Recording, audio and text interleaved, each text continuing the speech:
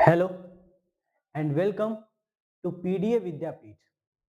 Let's beat the NEET का day number 18। तो चलिए क्वेश्चन से ही शुरू करेंगे। ठीक है, ये रहा हमारे पास पहला क्वेश्चन।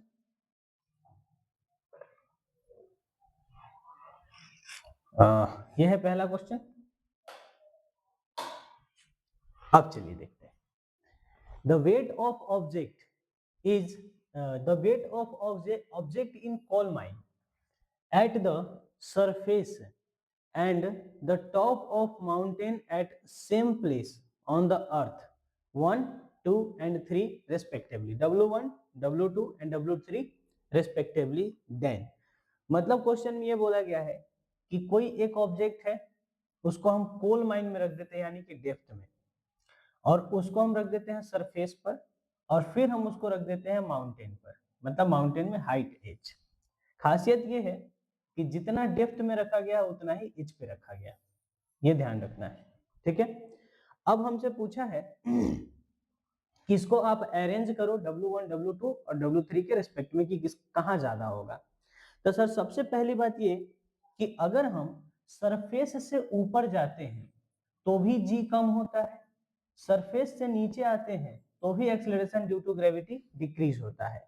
मतलब सरफेस पे रखा हुआ सबसे ज्यादा होगा, यानी कि W2 सबसे ज्यादा होगा। किससे? 1 से भी और 3 से भी। तो W2 सबसे ज्यादा होगा, एक ही ऑप्शन में गिवन है, ये हो गया आंसर। ये सिंपल सा क्वेश्चन था। चलिए अगला क्वेश्चन देखते हैं।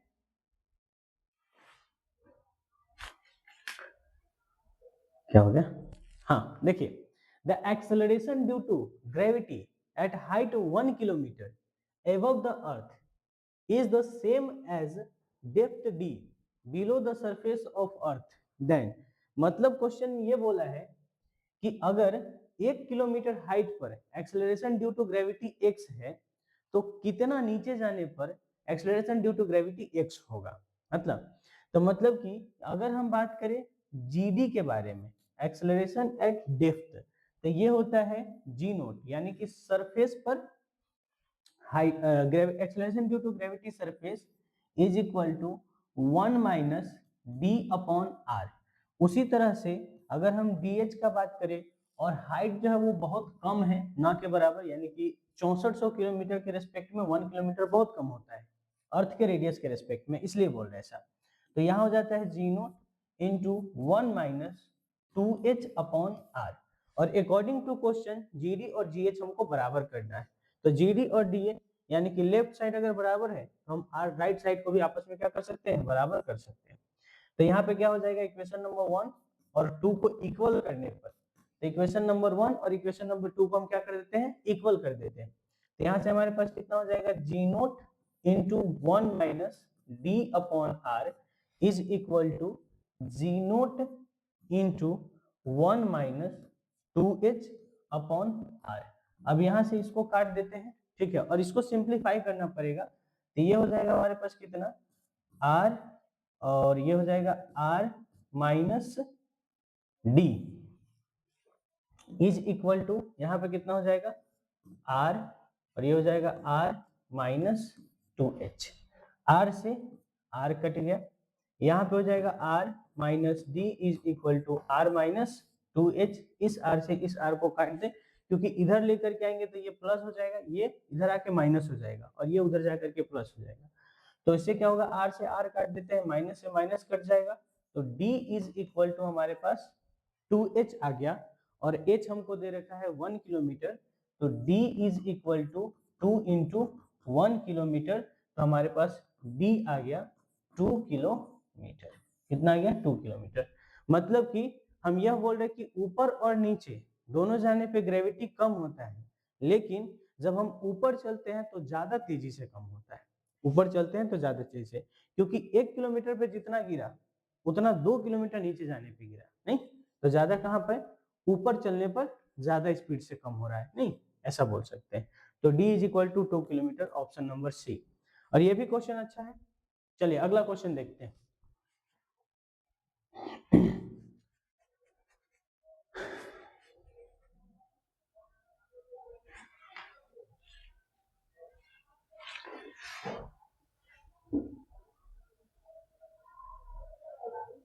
ठीक है। अगला, a body weight W newton at the surface of earth, its weight of height equal to half of the earth. अब यहाँ पर क्या है सर, साइज बहुत मतलब हाइट बहुत ज्यादा है, और हाइट जब बहुत ज्यादा हो तो उसके लिए हम फॉर्मूला लगाते हैं g height is equal to g naught into R square upon are plus H का होल स्क्वायर। ये आर क्या है हम इसको थोड़ा सा समझाना चाहेंगे क्योंकि इसमें दिक्कत होता है। क्वेश्चन में देखिए, अब मान लीजिए कि हमको ये अर्थ का सेंटर है, यहां से लेकर के यहां तक आर हो गया और यहां से कहीं एच पर है, तो कुल मिलाकर के हम जब ये हाइट लिखेंगे तो लिखेंगे आर प्लस एच का होल स्क्वायर। इसका मतलब हो गया कि जो ये पॉइंट है वो सेंटर से लेकर के वहां तक का है। नहीं तो ये जो लिखा हुआ है वो सेंटर से लेकर के जिस हाइट तक हम चेक करना चाहते हैं ग्रेविटी में चेंज वहां तक का है, ये ध्यान रखिएगा। चलिए हम आगे देखते हैं अब अगला पॉइंट। ठीक है, अब क्वेश्चन के हिसाब से क्या है देखना एक बार। कुछ फंस रहा है ये पैनल। अच्छा ठीक, देखते हैं।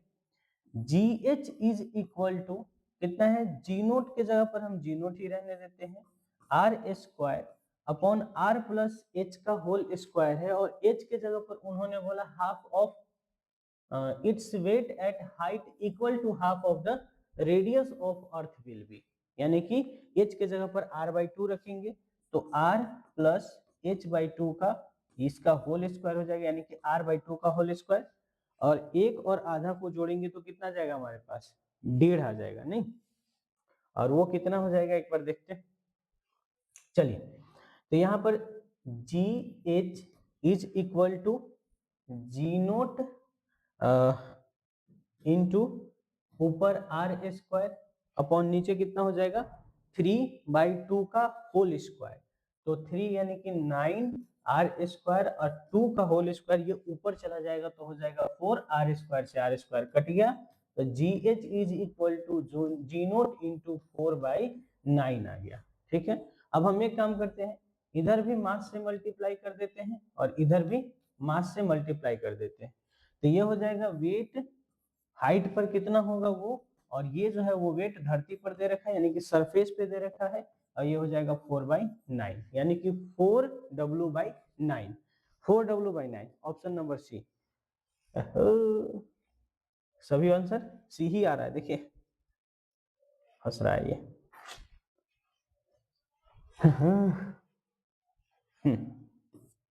ठीक है, अगला क्वेश्चन चलते हैं, ऐसे तो बहुत टाइम लग जाएगा। ठीक है, the flowing curve show the variation of intensity of gravitational field with distance from the centre of solid sphere.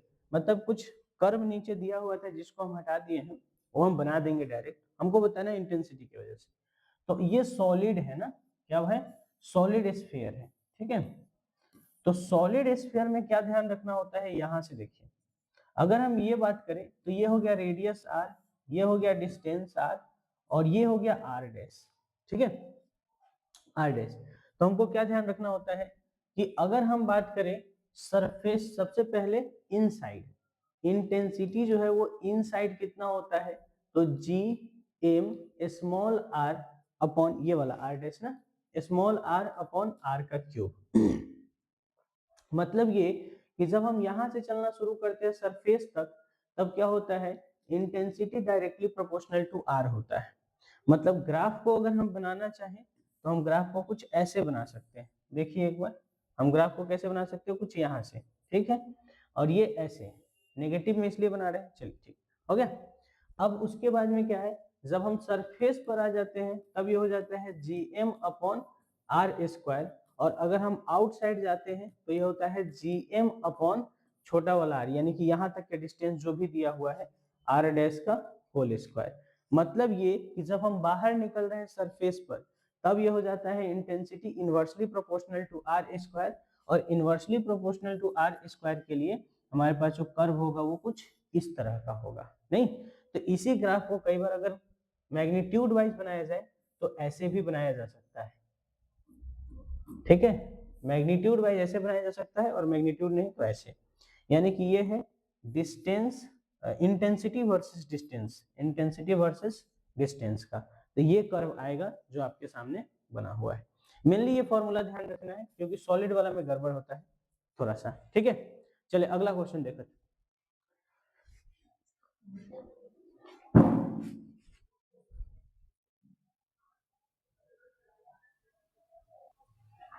चलिए यह क्वेश्चन देखते हैं। Mass of particle 1 kg each are placed along the x axis 1 2 4 8 and infinite gravitational field intensity along the origin. G is the universal gravitational constant. Then आपको बताना है कि क्या होगा, है ना। तो इंटेंसिटी क्या होता है? इंटेंसिटी होता है G m upon r square. अब अकॉर्डिंग टू क्वेश्चन क्या है, देखिए यहाँ से हम यहाँ रख देते हैं। इसको क्या किया गया, ऐसे एक्स एक्सिस पे सजाया गया, तो ये ओरिजिन हो गया।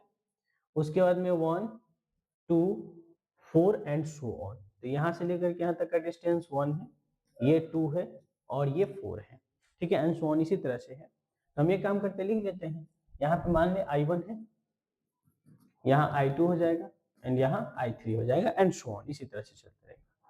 तो हमको क्या करना पड़ेगा, आई ओरिजिन पे निकालने के लिए I origin is equal to I1 plus I2 plus I3, ठीक है। I1 plus I2 plus I3 हमको करना पड़ेगा। चलिए हम देखते हैं। तो आई ओरिजिन पर इज इक्वल टू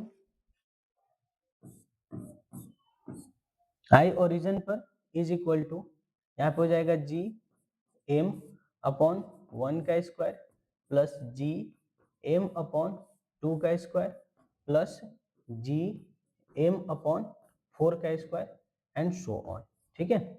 तो ये कितना आ जाएगा हमारे पास? सर एक काम कीजिए, जी एम को कॉमन ले लीजिए, अंदर में बच गया 1 upon 1 plus 1 upon 4 plus 1 upon 16 and so on, इस तरह से, ठीक है।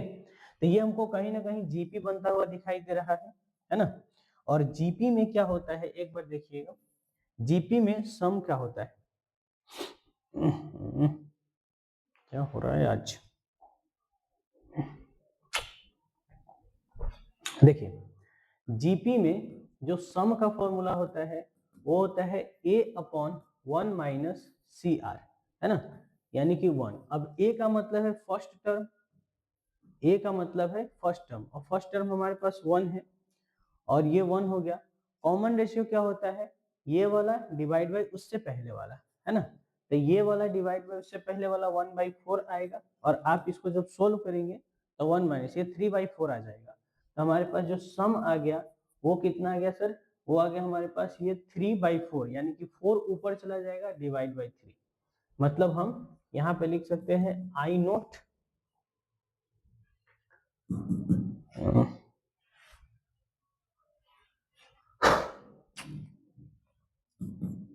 आई naught is equal to GM को जीएम ही रहने देते हैं, और इसका पूरा सम आ रहा है 4/3, ठीक है। तो जी के जगह पर जी, एम के जगह पर 1 kg दे रखा है इंटू 4/3।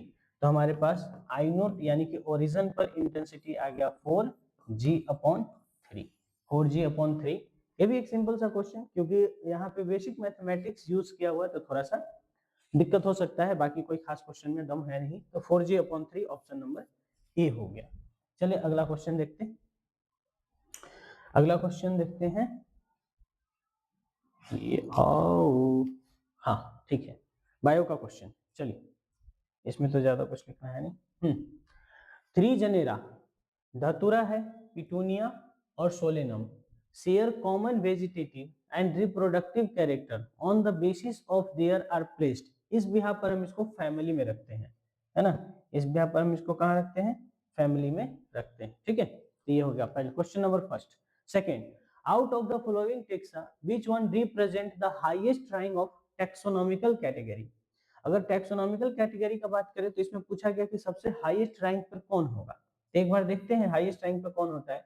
तो सबसे पहले किंगडम, फिर डिवीजन, फिर क्लास, ऑर्डर, उसके बाद में फैमिली, जीनस एंड स्पीसीज, है ना। तो ये जो है अगर हम ऐसे करें हायरार्की का, तो ऊपर की तरफ में इंक्रीजिंग ऑर्डर है ये, यानी कि सबसे हाईएस्ट किंगडम है और सबसे लोएस्ट कौन है, स्पीसीज है। उसके बाद में अगर अब इसमें चेंज काउंट करते हैं, देखते हैं कौन क्या होता है ना।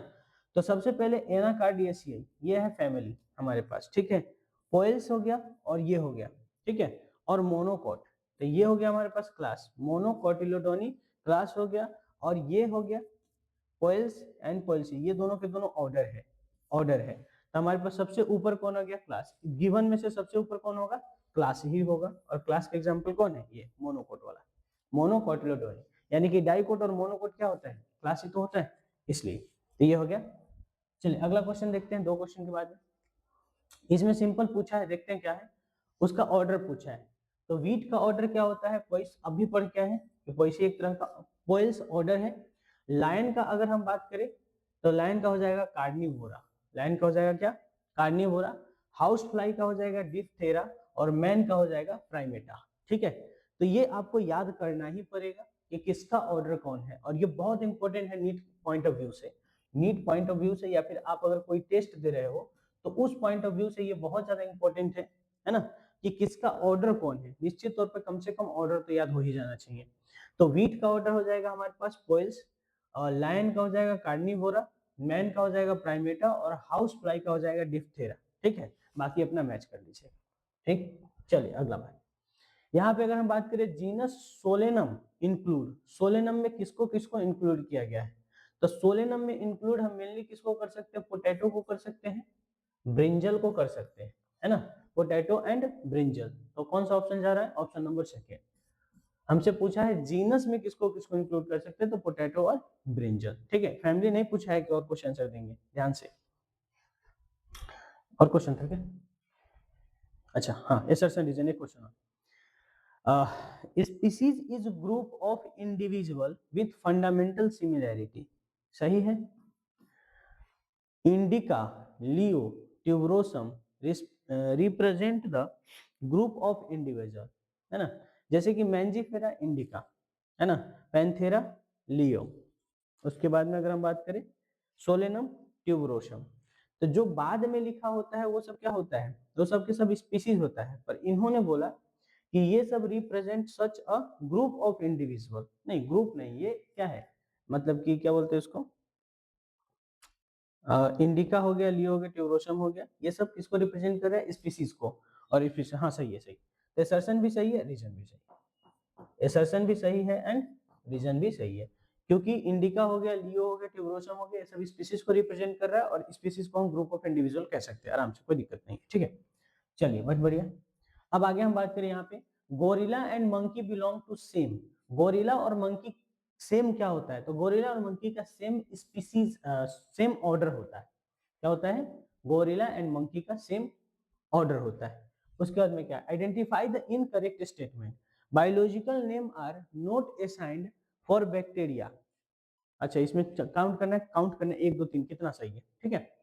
Biological name are not assigned for bacteria, category denote rank. उसके बाद में insect represent a group of organism sharing common feature like 4 pair, ये गलती हो गया, 4 पेयर नहीं होता है, 3 पेयर होता है ना।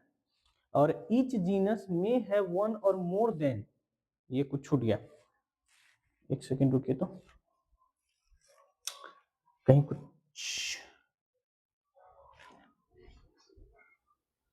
नहीं है, नहीं है, नहीं है, अच्छा कोई बात नहीं, चल ठीक है।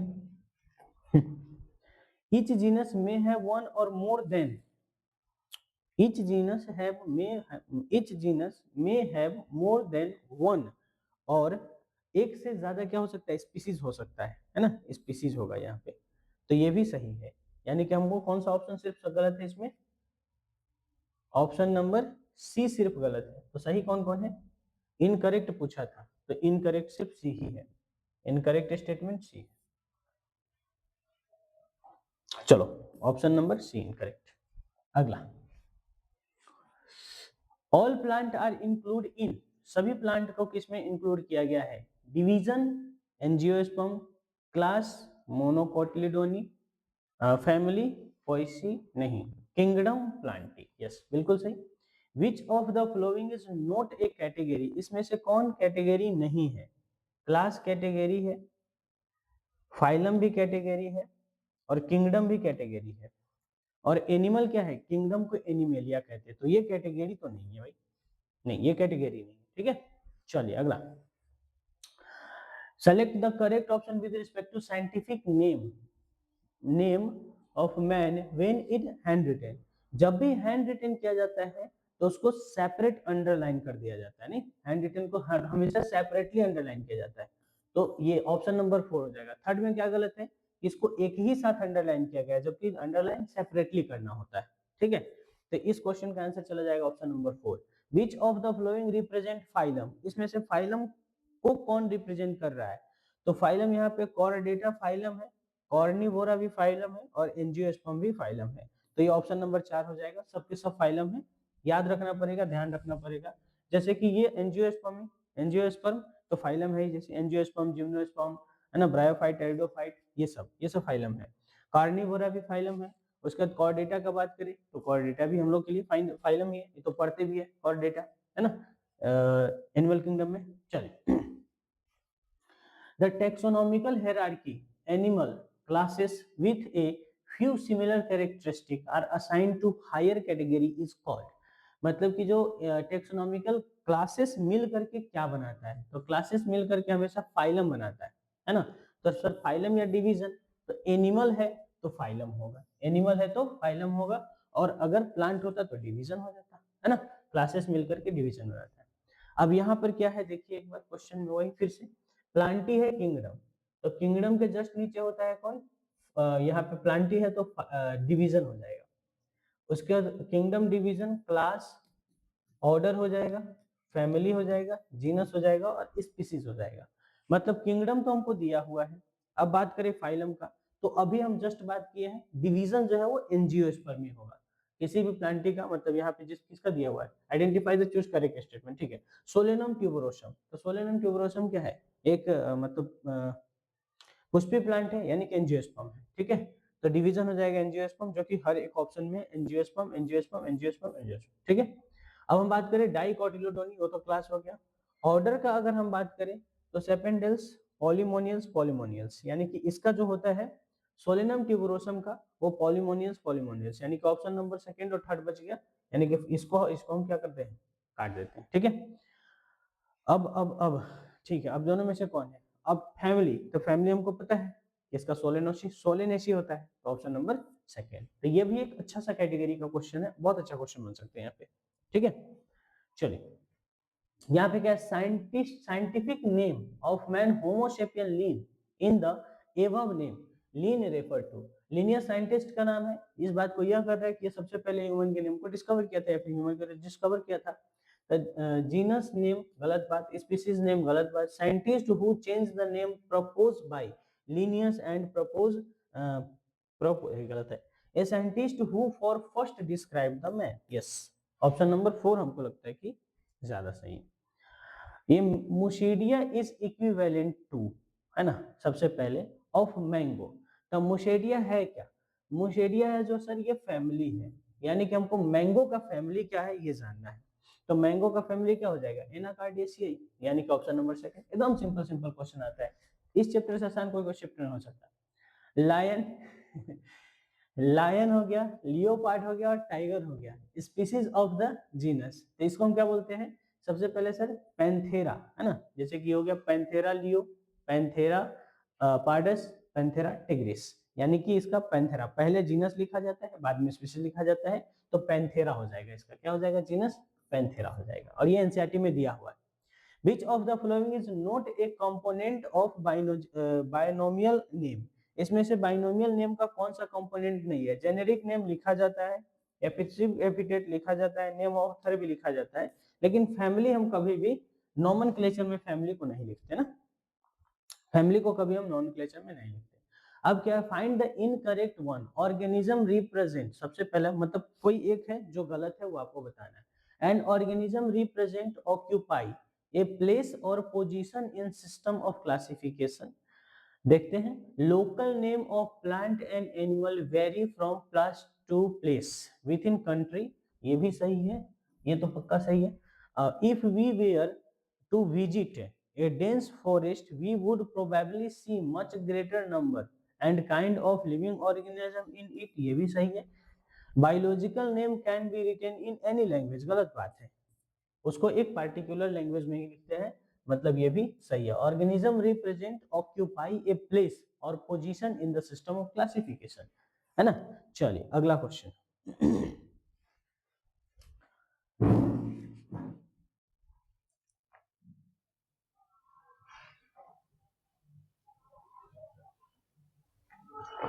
इस क्वेश्चन में पूछा है how many of the flowing taxa represent the hierarchy above the family, मतलब फैमिली के ऊपर का कौन है ना।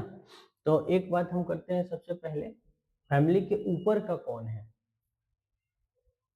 तो डिफ्थेरा है फैमिली के ऊपर का, कोएल्स है फैमिली के ऊपर का, उसके बाद में कैनेडाई, हाँ पॉलीमोनियल से फैमिली के ऊपर का, यानी कि 3, और कैनेडियाई, और ये है फैमिली खुद, और एनाकार्डियेसी ये भी फैमिली ही है, यानी कि 1 2 3।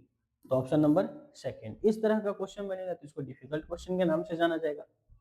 Basis of taxonomy or taxonomy का बेसिस क्या हो सकता है, कैरेक्टराइजेशन, आइडेंटिफिकेशन, नोमेनक्लेचर, क्लासिफिकेशन, है ना। Characterization, identification, classification and nomenclature. चलिए, the scientific nomenclature represent the species of wheat. Wheat का नाम क्या होता है, ट्राइटिकम एस्टिवम, है ना, ट्राइटिकम एस्टिवम। आगे क्या है, assertion, family are characterized on the basis of vegetative and reproductive feature of plant species, सही बात है। The category like species, genus and family are based on the number of similar character, हाँ ये भी सही है। मतलब इसमें क्या है, असर्शन भी सही है, रीजन भी सही है, लेकिन करेक्ट एक्सप्लेनेशन नहीं है, यानी कि दोनों स्टेटमेंट आपस में कोई रिलेशन नहीं रखता है। अब आगे read the following statement, how many are correct, बताना है कि आपको इसमें से कितना स्टेटमेंट सही है। Naming of organism is not possible without identification, सही है। ईच रैंक और taxon represent unit of classification, सही है। Genera are aggregate of closely related species, ये भी सही है। Family has a group of related genera with a greater number of similarity as compared to genus and species. Family has the group of related genera with greater number of similarity as compared to, नहीं greater नहीं हो सकता है ना, मतलब जैसे जैसे हम ऊपर जाते हैं वैसे वैसे सिमिलर कैरेक्टर डिक्रीज होता है, ध्यान रखना है। और क्लासिफिकेशन मतलब करना जो है वो डिफिकल्ट होते जाता है, नहीं जैसे जैसे हम ऊपर जाते हैं सिमिलर कैरेक्टर डिक्रीज होते जाता है और क्लासिफिकेशन करना उतना ही मुश्किल होते चला जाता है। पर इन्होंने कहा कि फैमिली जो ग्रुप, ये बात तो सही है कि जो फैमिली है वो ग्रुप ऑफ रिलेटेड जेनेरा है, बिल्कुल सही, लेकिन lesser number of similarity as compare to genus and species होना चाहिए था, पर इन्होंने ग्रेटर लिखा, तो ऑप्शन नंबर डी गलत है। Carnivora include tiger, cat and dog, ये बात सही है, यानी कि हमारे समझ के अनुसार से ए बी सी और ई सही है, ए सही है, बी सही है, ई सही है, ए बी सी एंड ई सही है, हाँ ए बी सी एंड ई सही है। हमसे पूछा था करेक्ट कौन है, तो करेक्ट ये, हाउ मेनी आर करेक्ट, तो 1 2 3, हाँ ठीक है, तो ये सही है, बाकी ऑप्शन नंबर डी गलत है, ठीक है। चलिए आगे देखते हैं, फिर से question match the list column. Family कौन है, तो फैमिली में जो ए ई लगा होगा, है ना, तो यहाँ पे हमारे पास कौन हो जाएगा, हाँ ऑर्डर कौन है, डिप्थेरा, हम बोले थे ऑर्डर बहुत महत्वपूर्ण है, उसको याद करना है। क्लास कौन है, मोनोकोट डाइकोट, पहले बता दिए। फाइलम कौन है, ऑर्थोपोडा, तो जानते ही है, कॉकरोच का फाइलम ऑर्थोपोडा, नहीं। चलो अगला, यहाँ पे असर्शन और रीजन का क्वेश्चन आया। Lower the taxa more are the characteristic that member within taxon share, lower taxa more are the character that member within taxon, सही बात है, जितना नीचे होगा कैरेक्टर उतना ज्यादा होगा, असर्शन सही है। Higher the category lesser the difficulty, नहीं अभी हम बोले थे थोड़ा देर पहले कि जितना हम ऊपर जाएंगे डिफिकल्टी उतना बढ़ेगा, तो यहाँ पे असर्शन सही है और रीजन गलत हो गया। अब असर्शन और रीजन आपके पास। अगला question, based on common feature like, based on common feature like present of notochord and dorsal hollow neural system organism include in phylum chordata, पूरा पूरी तो क्या बोलते हैं उसको, एनिमल किंगडम इसी पे बेस्ड होता है। चलिए अगला क्वेश्चन देखते हैं। assertion the taxonomical group are, distinct biological entity and not merely morphological aggregate. Taxonomical category are distinct biological entity, ठीक है, और and not merely the aggregate, मतलब कि बायोलॉजिकल एंटिटी को मतलब है लेकिन वो मॉर्फोलॉजी से कोई मतलब नहीं रखता है, ठीक है। तो क्या हो जाएगा, एसर्शन सही है। Taxonomical study of all known organism have lead to development of category.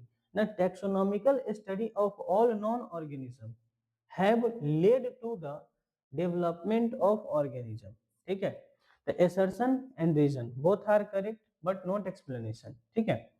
हाँ, but not explanation यानी कि ऑप्शन नंबर 4 चला जाएगा, नहीं। चलो अगला क्वेश्चन देखते हैं।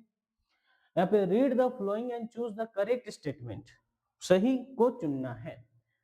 To form a taxonomical category, the basic requirement is knowledge of characteristic of individual or group of organism। ये बिल्कुल सही बात है। Living world has variety of organism, ये भी सही है। तीसरा देखते हैं, classification is process by which anything is group into convent category, ये भी सही है। उसके बाद क्या है, biological nomenclature given by Carolus Linnaeus, ये भी सही है। यानी कि इसमें चारों के चारों ऑप्शन सही है, all are correct, all are correct, ठीक है। अगला क्वेश्चन को लेके आइए, ट्रेटिकम एस्टिवम, यहाँ पे क्या हो जाएगा भाई, बीट हो जाएगा। सोलेनम मेलिजेना, इसको बैगन को बोलते हैं, बैगन मतलब ब्रिंजल हो गया। मस्का डोमेस्टिका, मक्खी को बोलते हैं यानी कि हाउस फ्लाई हो गया। और पैंथेरा टिग्रिस, टाइगर को बोलते हैं यानी कि शेर हो गया, नहीं बाघ। चलिए अगला, identify odd one with respect to panthera leo. Panthera leo किसको बोलते हैं, शेर को यानी कि लायन को। कॉमन नेम ऑफ लेपर्ड, पहले गलत हो गया। चलिए तो क्वेश्चन मतलब आंसर ही यही होगा, कहने का मतलब ये है कि आंसर ही यही होगा, ठीक है। अगला question, read the following and choose the correct. All taxonomical category together constitute taxonomical hierarchy, पहला सही है। दूसरा है, each taxonomical category represent the rank and commonly treated as a taxon, taxon, ये भी सही है। Biologist follow the universal accepted principle to provide the scientific name of, हाँ बात सही है। All organism include those in plant and animal kingdom have species at the highest category, नहीं, species तो लोएस्ट कैटेगरी होता है ना। तो हमसे पूछा था सही कौन है, तो ABC, A, B and C। 2025 का क्वेश्चन ऐसी था, है ना, ज्यादा से ज्यादा स्टेटमेंट वाइज, खूब लेंथी पेपर बनाया था, इसलिए अभी इसे आपको ध्यान रखना पड़ेगा। चलिए अगला क्वेश्चन देखते हैं।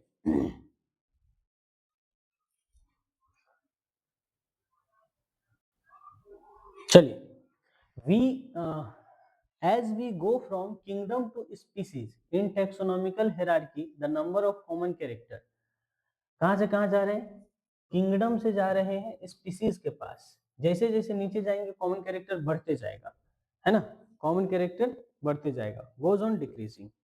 अगला question, naming is only possible when organism is described correctly and we know to what organism the name is attached to. सबसे पहले यहाँ पे बोला है कि किसी भी ऑर्गेनिज्म को क्या करना है, कैरेक्टराइज करना है, यानी कि ये जो गिवन है वो कैरेक्टराइजेशन है। मतलब नेमिंग तभी पॉसिबल है जब हम उसको आइडेंटिफाई कर ले, नहीं तो हमारे naming only possible when organism is described correctly and we know the what organism name attached to it, नहीं कैरेक्टराइजेशन नहीं, सॉरी, यहाँ पे हो जाएगा हमारे पास आइडेंटिफिकेशन, मतलब पहले हमको आइडेंटिफाई करना पड़ेगा तब जाकर के हम किसी का नोमेनक्लेचर कर सकते हैं। अगला क्वेश्चन में क्या है, in which organism reproduction is synonyms with growth। ऐसे तो इसका हो जाएगा कौन सा, यूनिसेलुलर ऑर्गेनिज्म हो जाएगा, बैक्टीरिया हो जाएगा, है ना, जो भी यूनिसेलुलर ऑर्गेनिज्म ऐसा। लेकिन आप इसको स्किप कर सकते हो क्योंकि ये पुराने एनसीईआरटी का सवाल है, ठीक है। उसके बाद असर्शन रीजन का फिर से क्वेश्चन आ गया, there is a need to standard the naming of living organisms such as a particular organism is known by the same name all over the world। ये सही है, असर्शन सही है। इसका कारण क्या है? क्योंकि सर लोकल नेम की वजह से क्या होता है कि लोकल नेम जो होता है वो प्लेस टू प्लेस वेरी करता है। इवन एक कंट्री में भी अलग अलग जगह पे नाम बदल जाता है। अगर यही लिखा होगा तो असर्शन भी सही होगा, रीजन भी सही होगा, करेक्ट एक्सप्लेनेशन भी होगा। Local name of living organism vary from place to place within country, यानी कि असर्शन भी सही, रीजन सी भी है और करेक्ट एक्सप्लेनेशन भी। तो अभी पेपर के पैटर्न के हिसाब से ऑप्शन नंबर 3 चला जाएगा। और ये देखिए, consider the hierarchy, consider the hierarchy, arrange the taxonomical order lie between hierarchy. अच्छा, ऑर्डर किसके किसके बीच में पाया जा रहा है? तो ये तो बहुत आसान सा क्वेश्चन है। Kingdom, division, class, order, family, genus and species. Order, class और फैमिली के बीच में है, ऑर्डर, क्लास और फैमिली के बीच में। All of the following species belong to same genus expect, मतलब कि सब के सब सेम जीनस बिलोंग करता है, किसके अलावा? क्या बोलते हैं उसको? सोलेनम ट्यूबरोसम, सोलेनम मेलोगिना और सोलेनम नाइग्रम। हाँ ठीक है, ये सब सोलेनम के साथ आएगा, ठीक। लेकिन एस्टिवम तो गेहूं है, इसका होता है क्या नाम होता है? ट्रैटिकम एस्टिवम। तो ये हो जाएगा, यानी कि ऑप्शन नंबर सेकंड। ये कौन सा क्वेश्चन है? How many statement is correct, इसमें से कितना स्टेटमेंट सही है? Growth is reversible in living and reversible in non living. आप चाहो तो क्वेश्चन नंबर 18 को स्किप कर सकते हो, क्योंकि ये पुराने वाले एनसीईआरटी का क्वेश्चन है। चलिए, इस तरह से हम अगला देखते हैं। और क्वेश्चन है क्या हमारे पास? हाँ जी, अभी और क्वेश्चन है, ठीक है। देखिए, find the torque about origin when force is इतना act on particle whose position vector is इतना। तो टॉर्क इज इक्वल टू क्या होता है? आई आर क्रॉस एफ होता है, नहीं? और अकॉर्डिंग टू क्वेश्चन आर है 2 के कैप और एफ कितना है भाई? 3 जे कैप, ठीक है। तो सबसे पहले हो जाएगा 3 दूना 6। अब हम आपको बता देते हैं कैसा होता है। देखो, यहाँ पे आई है, इसके बाद में जे है और उसके बाद में के है। आई जे के यहाँ पे रख लेते हैं, नहीं? और इसमें चलना है ऐसे, ठीक है, क्लॉकवाइज। तो क्लॉकवाइज अगर चलते हैं और हमको वही मिलता है जो मिलना चाहिए, तो पॉजिटिव आता है। और अगर एंटी क्लॉकवाइज चलना पड़े, है ना, तो फिर क्या हो जाएगा? नेगेटिव आ जाएगा। तो यहाँ पे हमको के से जे की तरफ जाना पड़ रहा है, यानी कि के से जे, तो उल्टा हो गया ना, जो चलना चाहिए उसका उल्टा हो गया, यानी कि माइनस आ जाएगा, माइनस। और इसका के और जे का प्रोडक्ट जो आता है वो आई कैप आता है, तो माइनस का 6 आई कैप हो जाएगा, माइनस का 6 आई कैप न्यूटन मीटर। तो ये टॉर्क का क्वेश्चन एक अच्छा सा, हाँ ये भी क्वेश्चन टॉर्क का ही है। अब इस तरह के क्वेश्चन में क्या करना होता है? टॉर्क इज इक्वल टू, फिर से वही बात, आई आर क्रॉस एफ। इस तरह के क्वेश्चन को हम कैसे करते देखने एक बार। यहाँ पे 3 आई कैप है प्लस 2 जे कैप और प्लस 3 का के कैप, ठीक है। इसको मल्टीप्लाई कैसे कर दो? 2 आई कैप माइनस 3 जे कैप प्लस 4 का के कैप। अब देखिए, हमेशा ध्यान ये रखना होता है कि आई का आई के साथ 0 होगा, आई का जे के साथ के होगा और आई का के साथ क्या होगा? आई के बाद में, हाँ ठीक है, देखते हैं। चलो, तो यहाँ पे ध्यान रखिए, देखो ऐसे होता है, सबसे पहले आई, आई के बाद में जे के बाद में के, ये हो गया। अब उसके बाद में फिर क्या होता है? आई। अगर ये सीक्वेंस को फॉलो करता है, यानी कि आई जे को करते हैं तो के आता है, जे के को करते हैं तो आई आता है, के और आई को करेंगे तो जे आएगा, है ना? के और आई को करेंगे तो जे आएगा, ठीक है। चलिए तो देखते हैं फिर। तो यहाँ पर क्या हो जाएगा? आई का आई के साथ 0 हो गया। अब इसका इसके साथ क्या होगा? तो 3 तिहाई 9, ठीक है, 3 तिहाई 9 सबसे पहले, तो माइनस का 9 और आई और जे का हो जाएगा हमारे पास के, ठीक है। आगे इसका इसके साथ, आई का के साथ, तो आई के बाद आई आता है, ना कि आई के बाद के, यानी कि जो आएगा माइनस का माइनस आएगा और जे आ जाएगा, और वैल्यू कितना आएगा, तो 4 तिहाई 12, ठीक है। उसके बाद में अब इसका हो गया, ठीक। अब इसका देखते हैं, जे के साथ 0 होगा, अब जे का आई के साथ, तो उल्टा हो गया, यानी कि माइनस का के हो जाएगा, है ना। जे का आई कर रहे हैं ना, जे का आई के साथ, तो जे के बाद जे से पहले यानी कि माइनस हो जाएगा, माइनस का के अपने हिसाब से कर लेना, वो कार्टेशियन फॉर्म से कर सकते हो, ऐसी बात नहीं है, हम तो सिर्फ आंसर दिखाने के लिए कर रहे हैं, अपना अपना तरीका है। तो ये हो जाएगा कितना, 3 2 दूना 4, ठीक है। इसका अब के के साथ, तो जे का के के साथ भी माइनस का आ जाएगा, और कितना आएगा सर,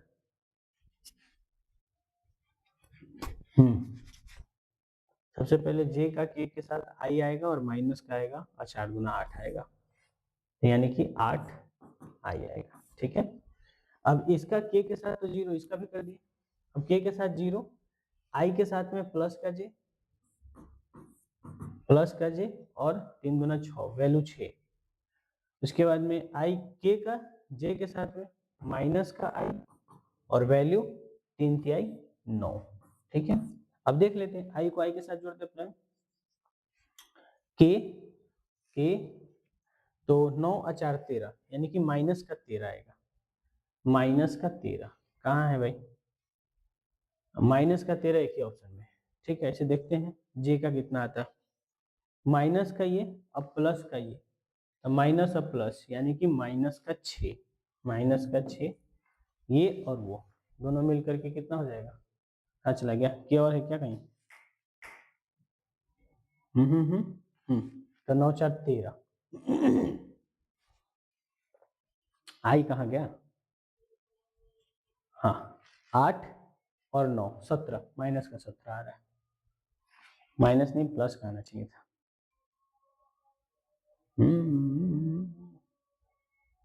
सारा ऊपर नीचे हो गया नहीं, अच्छा एक बार आप कर लीजिएगा, हम ऐसे टिक कर देते हैं, आई थिंक ऑप्शन नंबर 4 होगा, या फिर कैलकुलेट करके देख लो यार, ये वेक्टर का क्वेश्चन ये हम क्या करवाएं, हम तो तरीका पहले गलत है, टाइम बहुत खर्च कर लिए, इसलिए नहीं। चलिए अगला क्वेश्चन देखते हैं।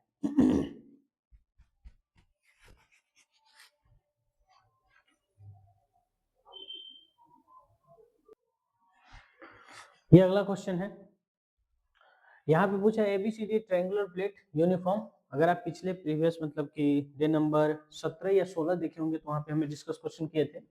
यहाँ पे सिंपल क्या है, ये एक अच्छा सा क्वेश्चन बनता है कि अगर मान लीजिए कि हमसे क्या पूछा है, मोमेंट ऑफ इनर्शिया, तो मोमेंट ऑफ इनर्शिया इस बात पर डिपेंड करता है कि मास जो है वो कितना नजदीक है, क्या बोलते हैं उसको, एक्सिस ऑफ रोटेशन से, जितना ज्यादा मास एक्सिस ऑफ रोटेशन पे होगा, मोमेंट ऑफ इनर्शिया उतना ही कम होगा। तो यहाँ पे बात करें कि सबसे कम मास जो है वो मोमेंट यहाँ पे है बी और सी एक्सिस पे, ठीक है। तो बीसी का इसका मतलब मोमेंट ऑफ इनर्शिया जो होगा वो सबसे ज्यादा किसका होगा, बीसी का सबसे ज्यादा होगा, और क्योंकि एक्सिस ऑफ रोटेशन ये एक अगर बनाया जाए ए और सी को, तो उस पे सम यानी कि यहाँ पे मैक्सिमम होगा, है ना। और अगर हम बात करें मोमेंट ऑफ इनर्शिया एसी के बारे में, तो ये मिनिमम होगा, और अगर हम बात करें मोमेंट ऑफ इनर्शिया जो है वो ए बी के बारे में, तो ये दोनों से मतलब दोनों के बीच में आएगा, ठीक है। तो गिवन ऑप्शन के हिसाब से ऑप्शन नंबर कौन हो जाएगा, फोर्थ। ये बार बार क्वेश्चन आ रहा है तो हम बार बार एक्सप्लेन नहीं कर सकते उतना। चलिए, radius of gyration of rod of mass l length is that distance of axis of rotation of centre, यानी कि radius of gyration m k square is equal to क्या होता है हमारे पास, m k square is equal to I C M plus m d square, ठीक है। अब यहाँ पर क्वेश्चन के हिसाब से क्या है कि m को m ही रहने दो, कोई दिक्कत नहीं है ना, लेकिन हमको रेडियस ऑफ गायरेशन कितना दे रखा है, l/2, तो l²/4 हो जाएगा, ठीक है। अब अगर हम बात करें ICM के बारे में, तो ये होता है ml², ये होता है हमारे पास m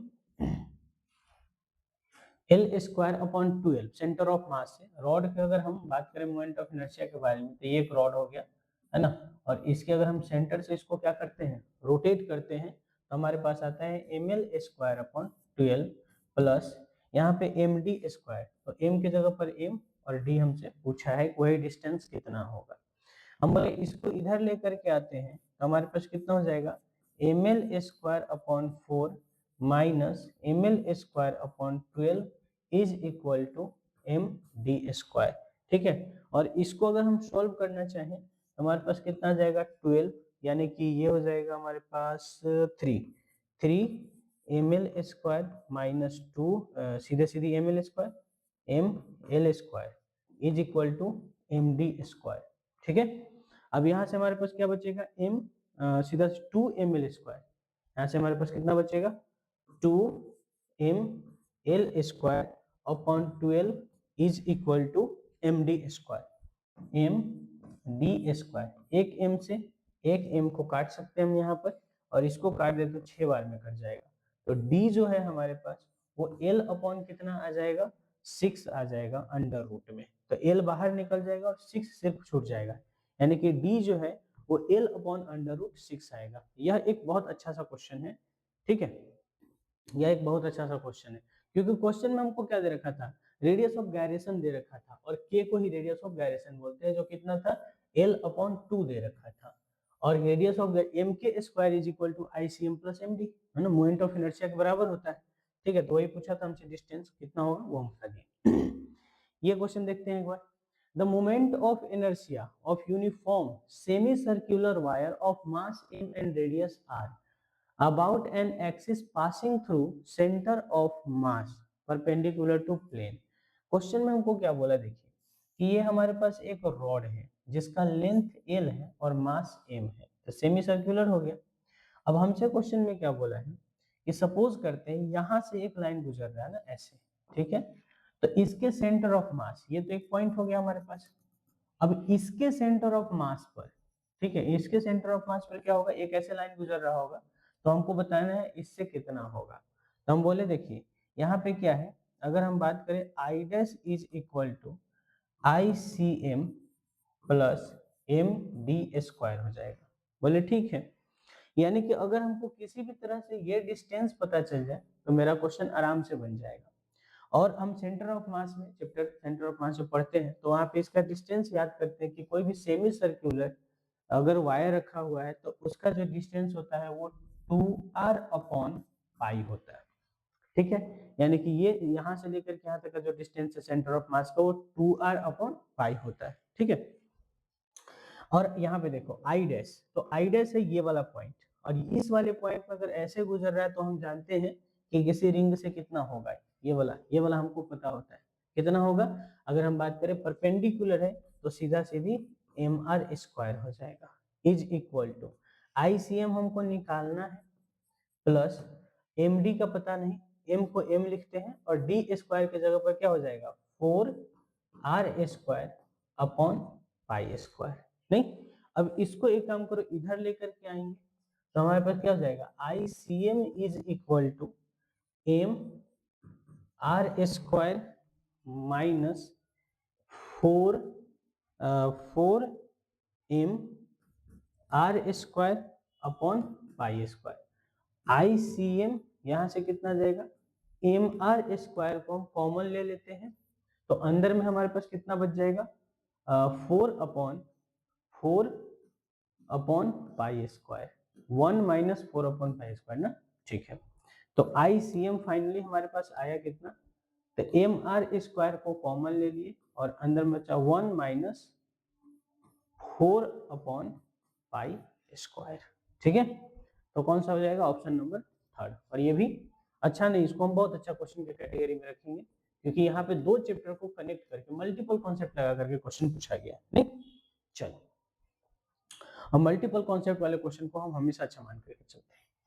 यह मान लो कि एक हमारे पास क्या है, ऐसे करके एक प्लेट है, ठीक है ना, और प्लेट से अगर हम बात करें ऐसे मोमेंट ऑफ इनर्शिया कोई हमसे पूछता है, हम क्या बोलते हैं, मतलब डिस्क का mr²/4 होता है। ठीक है, तो हम क्या बोलेंगे, ऐसे अगर हमसे पूछा जाता, कोई ये बताता कि इसके अबाउट बताओ, तो हम बोले देखो इसके अबाउट कितना हो, तो आई यहाँ पे हमको इसके अबाउट निकालना है, तो I dash is equal to ICM plus md²। और क्या हम ICM जानते हैं कितना होता है mr², ये डिस्क है तो 4 हो जाएगा, और प्लस m के जगह पर m और d के जगह पर रेडियस का स्क्वायर। ठीक है, रेडियस का स्क्वायर, तो ये कितना हो जाएगा 4 और 1 टोटल 5, यानी कि हमारे पास I dash is equal to 5 mr²/4। ये सिर्फ एक के लिए हुआ, दूसरा के लिए भी वही करेंगे तो ये हो जाएगा हमारे पास 5mr²/2। कितना हो जाएगा 5mr²/2, ऑप्शन नंबर 4। ठीक है, ये भी सिंपल सा क्वेश्चन लेकिन आते रहता है एग्जाम में। यहाँ पे क्या है, the angular acceleration of flying having, एकदम सिंपल सा question. Torque is equal to क्या होता है सर, टॉर्क होता है आई क्रॉस अल्फा। क्या बोलते हैं उसको, एक बार हमको देखते हैं। टॉर्क इज इक्वल टू, हाँ, आई अल्फा। ठीक है, हम मानते हैं कि torque equal to F cross R होता है, लेकिन torque equal to I cross alpha भी होता है। क्वेश्चन के हिसाब से हमको टॉर्क दे रखा है, व्हेन टॉर्क 10 दे रखा है, मोमेंट ऑफ इनर्शिया जो है वो 100 दे रखा है, और हमसे अल्फा पूछा है। तो अल्फा कितना हो जाएगा 10/100, 0 से 0 गया, और अल्फा इज इक्वल टू 0.1 आ गया। अल्फा कितना आ गया 0.1, और क्योंकि अल्फा है तो यहाँ रेडियन पर सेकेंड स्क्वायर हो जाएगा 0.1 रेडियन पर सेकेंड स्क्वायर। अच्छा यहाँ पाई है, हम भी सोच रहे दो दो ऑप्शन कैसे हो गया भाई। चलिए, अरे मिर्चा रे, लगभग लगभग क्वेश्चन समाप्ति की ओर है नहीं। चलिए, change in internal energy when 4 kilo joule of work is done on the system, 1 kilo joule heat give out the system. देखो, हम क्वेश्चन में बोला कि वर्क डन मतलब वर्क कितना है, तो वर्क मेरे पास कितना है सर, अकॉर्डिंग टू क्वेश्चन बात करें ऑन द सिस्टम है, और ऑन द सिस्टम का मतलब वर्क पॉजिटिव होगा कि नेगेटिव, ऑन द सिस्टम मतलब कंपैरिजन है, पॉजिटिव हो जाएगा, क्या हो जाएगा वर्क पॉजिटिव हो जाएगा, और यानी कि +4 किलो जूल। और यहाँ पर बोला है कि give out by the system, यानी कि हीट जो है वो हमारे पास क्या हो गया रिलीज हो रहा है, रिलीज का मतलब -1 kilo joule. Change in internal energy क्या होता है Q + W, इसमें साइन का खाली ध्यान रखो, कल भी बोले थे आज भी बोल रहे हैं कि थर्मोडायनेमिक्स में सिर्फ साइन का ध्यान रखो, बाकी काम हो जाएगा। तो कितना हो जाएगा -1 +4 यानी कि +3 kilo joule, option number D. ये अच्छा क्वेश्चन तो नहीं है कह सकते, लेकिन ठीक ठाक है, ठीक है चलो कोई दिक्कत नहीं। ये क्या है, an electrical motor produce 15 kilo joule of energy each second of machine work, मतलब यहाँ पे work done by the system हो रहा है नहीं, तो वर्क क्या हो जाएगा सर बाय द सिस्टम, कैसे पता चला, क्योंकि मशीन ही तो वर्क प्रोड्यूस कर रहा है, तो बाय द सिस्टम मशीन के द्वारा ही वर्क प्रोड्यूस किया जा रहा है, तो -15 किलो जूल हो जाएगा। ठीक है, अब अगर हम अगला बात करें यहाँ पे, तो वर्क डन इतना हो गया, साथ में एंड लॉस 2 किलो, यानी कि एनर्जी रिलीज हो रहा है, तो क्यू भी हमारे पास कितना हो जाएगा, एक बार ठीक से देख लेने दो। हाँ ठीक है, -2 किलो जूल।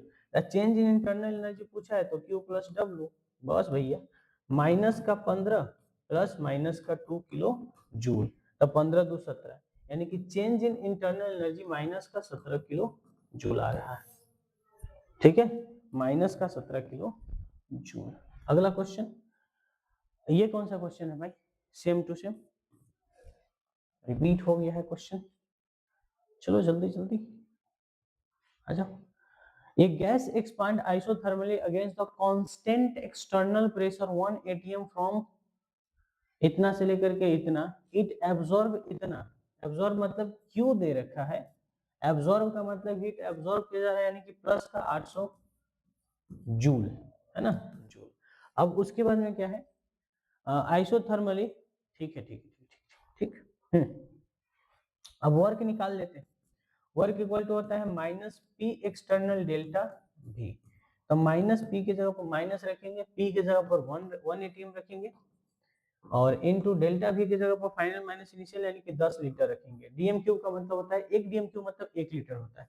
ठीक है, तो वर्क हमारे पास कितना हो जाएगा माइनस का 10 एटीएम लीटर, और एटीएम लीटर को जूल में कन्वर्ट करने के लिए 101.3 से मल्टीप्लाई करो। ठीक है, तो यहाँ पे वर्क हमारे पास आ गया 1013 जूल। ठीक है, अब अगर हम बात करें यहाँ पे चेंज इन इंटरनल एनर्जी का, तो Q प्लस W, और ये माइनस में है ना, हाँ माइनस में, तो Q हो गया 800 प्लस माइनस का 1013, तो ये हो जाएगा हमारे पास चेंज इन इंटरनल एनर्जी जो है वो माइनस का 213 आ जाएगा, माइनस का कितना जाएगा 213 जूल में, 213 जूल। अगला क्वेश्चन देखते हैं, सिस्टम एब्जॉर्ब 10 किलो जूल, यानी कि हमको क्यों दे रखा है, जितना भी क्वेश्चन है सब हमको लगता है फर्स्ट लॉ ऑफ थर्मोडायनेमिक्स पे बेस्ड। क्या हो गया, अरे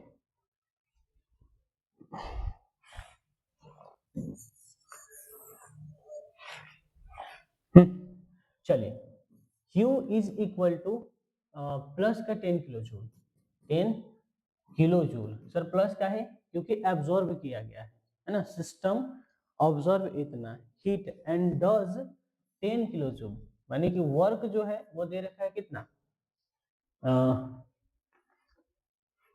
heat and does 4 kilo joule of work, system does work, ठीक है, यानी कि work done by the system है, और बाय द सिस्टम हो जाएगा सिस्टम के द्वारा ही वर्क किया जा रहा है, तो माइनस का 4 किलो जूल, तो change in internal energy is equal to Q plus W, change in internal energy plus का 6 किलो जूल आ जाएगा, इसको जोड़ोगे तो, है ना, और किलो जूल यानी कि प्लस है, इसका मतलब इंक्रीज हुआ है, इंक्रीज बाय 6 किलो जूल, ठीक है, एक दो क्वेश्चन शायद और होगा।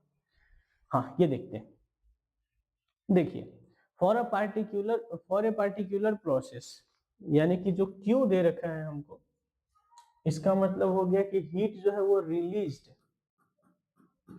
By the system, heat system से रिलीज हो रहा है, ठीक है, वर्क पॉजिटिव दे रखा है, यानी कि work done on the system होगा, work work on the system, on the system, ठीक है, work done on the system. आगे में क्या बोला, तो कौन सा बात सही है, ठीक है, तो यानी एक काम कर लेते हैं, चेंज इन इंटरनल एनर्जी भी निकाल लेते हैं, Q प्लस W से, ये भी पॉजिटिव वो भी पॉजिटिव निगेटिव, यानी कि 15 हो जाएगा, प्लस का 15 किलो जूल, ठीक है, तो यानी कि C तो खैर खत्म हो गया, बोल रहा है the system does work on the surrounding, नहीं ऑन द सिस्टम ही हो रहा है, यानी कि B भी गलत हो गया, heat flow from surrounding to system, question में बोला है कि सिस्टम हीट को रिलीज कर रहा है, इन्होंने बोला सराउंडिंग रिलीज कर रहा है, तो ये भी गलत हो गया, यानी कि ऑप्शन नंबर डी हो गया, शायद एक क्वेश्चन और होगा, हाँ ये लास्ट क्वेश्चन है, चलिए देखते हैं एक बार, work done in the expansion of ideal gas is इतना against the constant external pressure, यहाँ से हम वर्क डन पहले निकाल लेते हैं, minus P external delta V, तो माइनस का P एक्सटर्नल के जगह पर 2.5 रखेंगे ATM में, और डेल्टा V जो है वो फाइनल माइनस इनिशियल प्लस का 2 लीटर आ जाएगा, तो वर्क हमारे पास कितना आ गया 5, ATM लीटर को कन्वर्ट कर लेंगे तो 505 जूल में आ जाएगा, वर्क मिल गया हमको माइनस का 505 जूल।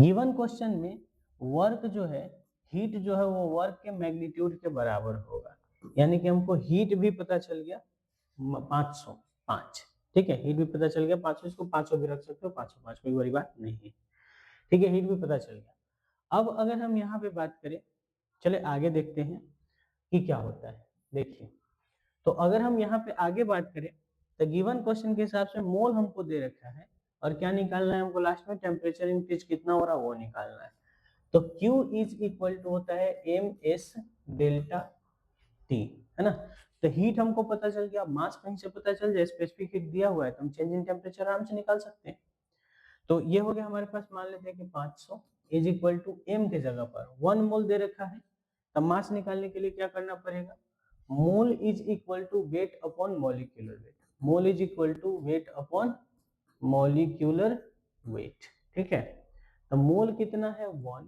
मॉलिक्यूलर वेट होता है 18, यानी कि वेट हमारे पास आ गया 18 ग्राम, नहीं तो M के जगह पर 18 लिख देंगे, एस हमको 4 दे रखा है, 4 पॉइंट समथिंग दे रखा है तो 4 मान लेते हैं, और यहाँ से टेम्परेचर डेल्टा टी आ गया, है ना।